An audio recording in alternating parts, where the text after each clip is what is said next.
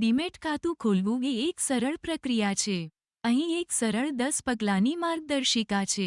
1. સંશોધન કરો અને ડિપોઝિટરી સહભાગી ડીપી પસંદ કરો. તમારી જરૂરિયાતોને અનુરૂપ રજિસ્ટર્ડ ડીપી બેંક અથવા બ્રોકરેજ ફર્મ પસંદ કરો. 2. જરૂરી દસ્તાવેજો ભેગા કરો. સામાન્ય રીતે, તમારી ઓળખના પુરાવા આધાર કાર્ડ, પાસપોર્ટ, સરનામાનો પુરાવો utility bill, bank statement, passport કદનો ફોટો અને પાન કાર્ડની જરૂર પડશે.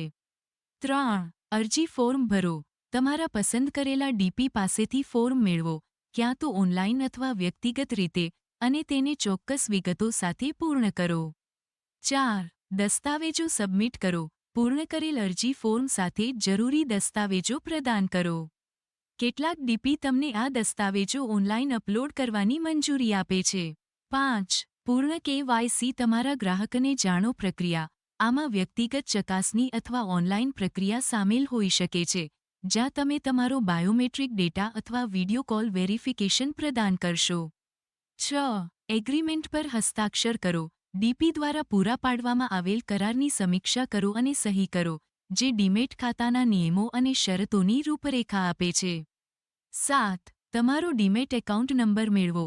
એકવાર પ્રક્રિયા થઈ જાય પછી, ડીપી તમને અનન્ય ડીમેટ એકાઉન્ટ નંબર પ્રદાન કરશે. 8. તમારું ટ્રેડિંગ એકાઉન્ટ લિંક કરો.